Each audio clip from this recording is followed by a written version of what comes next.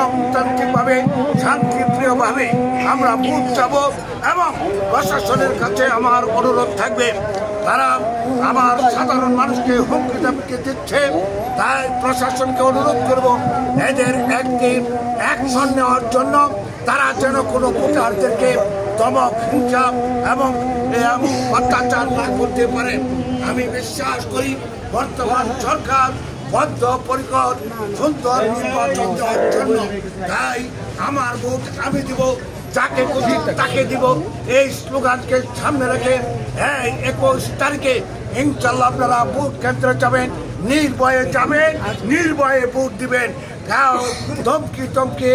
আপনারা আতঙ্কিত হবেন না কারণ হলো যারা জানে যে তাদেরকে জনগণ প্রত্যাখ্যান কাছে তারা বিকল্প চিন্তা করতে পারে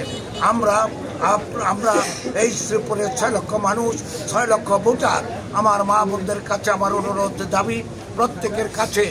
আপনারা ভোট চাবেন এবং আমরা মনে করি এই শ্রীপুরের শান্তিকে ফিরে আনার জন্য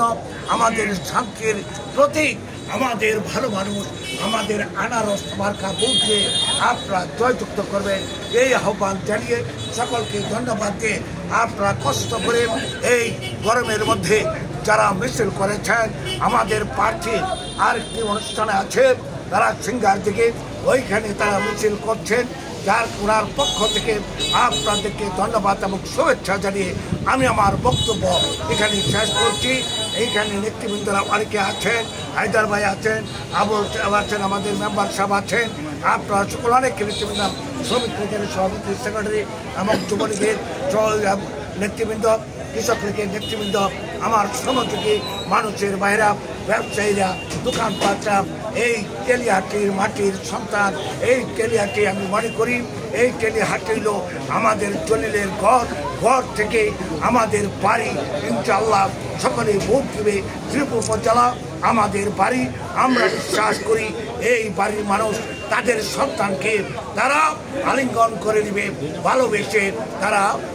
আনারস মার্কা ভোট দিয়ে জয়যুক্ত করবেন আল্লাহ হাফেজ জয় বাংলা জয় বঙ্গবন্ধু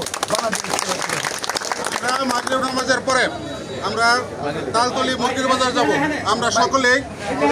মেয়র সহ আমরা সকলেই সেখানে যাব আমাদের পরে ঠিক আছে আসেন